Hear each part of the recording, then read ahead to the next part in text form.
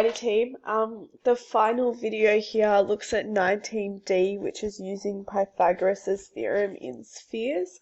It actually links with the stuff that we've been doing with the Earth about finding distances along great circles, because the Earth is just a sphere, and so these shapes will often get us to use a great circle approach as well, okay? Like with 18F being things in 3D, I think it's really important that you also try and draw out the triangles that you're working with. Really try and put labels onto your diagrams as well, so you can focus in on certain pieces of information, all right? My notes have 2 pages. This video is only going to go through the first example.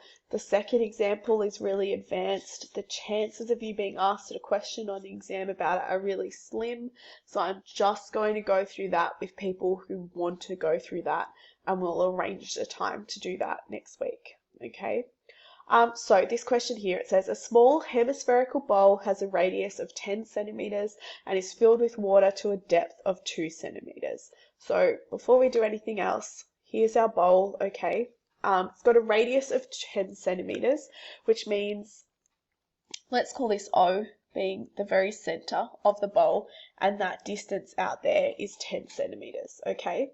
What that also means is if I took this line then all the way down, so I'm going to draw it straight down like this, that whole blue line would also be 10 centimeters.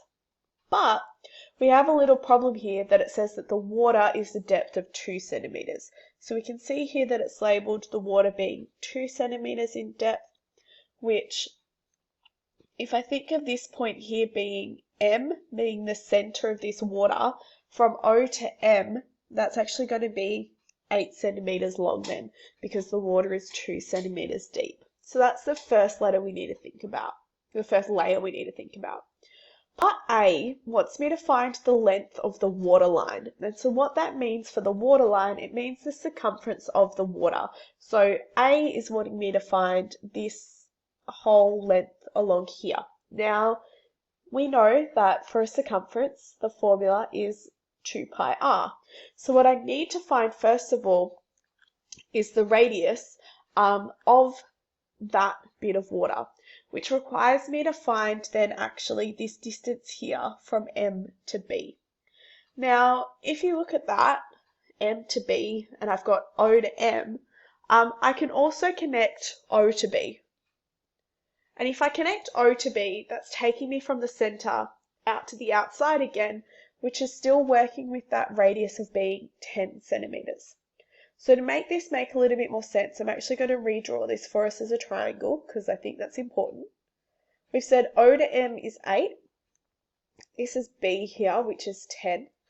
I'm just going to draw this line in green, because that's the color that I used up there. And we want to find the radius. Now, if we use Pythagoras' theorem, r is a shorter side. So it's going to be equal to the square root of 10 squared minus 8 squared. Okay? And if I pop all that in my calculator, it actually gives me a whole number. It tells me that the radius of this water line is 6 centimeters, okay? So what I can do with that then is I can find the distance of the water line by using that circumference formula, 2 pi r. And if I substitute in there, I'm saying 2 pi times 6. And so again, in my calculator now, if I do 2 times pi times 6, let's give our answers to 2 decimal places. We've got 37.699, so we'll say it's 37.70 centimeters. And that's the answer for A done. B wants me to find the area of the water surface. So it's that area of that red circle, which I coloured in for us at the start. Remember the formula for the area of a circle is pi r squared. So all I have to do here is substitute in 6, because we found that that was the radius of my circle. Oops, I've clicked the wrong thing. So we'll just press pi times 6 squared, and we get 113.10 centimeters squared. So that's part A and part B done. Part C is where it gets a little funky. what it does is it points out point A and B, which I've got labelled here, says that they are on opposite sides of the water line. And it wants us to find the shortest distance along the surface of the bowl between A and B. And it tells us to use the great circle through A and B. So if we're to use the great circle, remember that means we need to use the outside surface of the sphere, and we need to use the surface that uses the radius of the sphere. So we need to actually be working out then what this distance is here if I went under the bowl. Now I'm going to try and just draw that for us a little clearer first of all. So what I'm going to do is I'm going to draw this as a bit of a flat lay, but this red line for us, okay, is our bowl. And we've got O up here, and this across here, I'll put it in blue to be our water line, okay? And this is A, and this is B. Now, in here we've got M, and what we know so far is O to A and O to B are both actually 10 centimeters long because they are the radius of the bowl. And we know that O to M is 8, and this creates a right angle.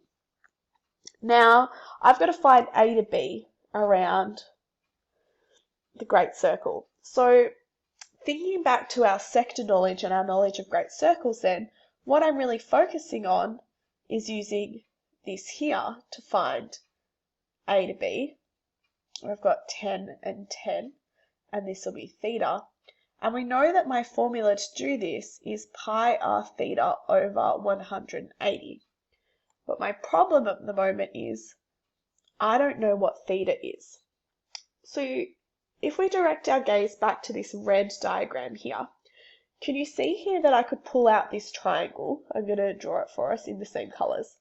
I've got M being down here, got O being up here, B being here, and this here was the water. And we worked out before M to B also is 6. So if I labelled all this in, I know O to M is 8, I know M to B is 6, I know O to B is 10.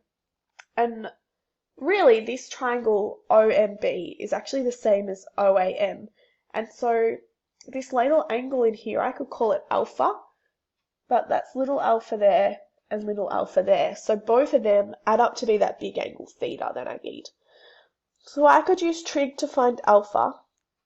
If I'm going to do that, let's just use sine because it's the easiest, opposite over hypotenuse.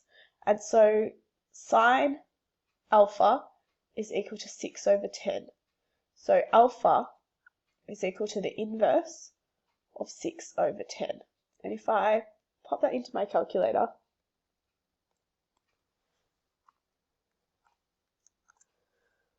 I get 36.86989 blah blah blah. So let's write 36.87 degrees, okay? And my angle theta then is equal to 2 times alpha.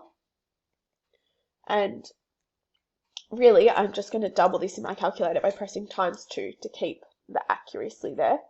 And we get 73.74 to 2 decimal places, so 73.74 degrees.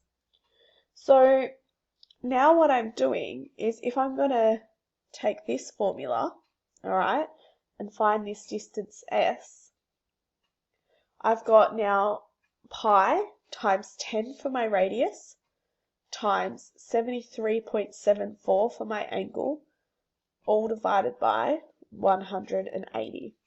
And so if I set this up in here, let's do pi times 10 times 73.74, all over 180. I just want to confirm, did it give me decimals?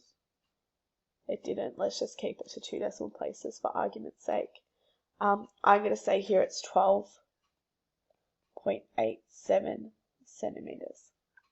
So what this 12.87 centimeters tells me is if I'm to go from A to B along the great circle, so going along that bottom of that spherical bowl, okay, that's going to be a distance of 12.87 centimeters there. Lots of questions in 19D get you to do a similar thing. Remember, if it's talking about using then the great circle, it's meaning you thinking about the whole sphere, okay? So finding that distance around the edge of the whole sphere where you use the radius and the center of the sphere in your diagram. So that should help you in setting up your triangles there. Like I said, there's another problem there. I believe it's question 7 from chapter 19, and there might be one similar on the question list that you have to do.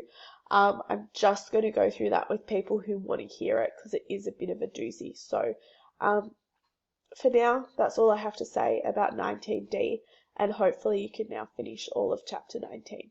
Thank you.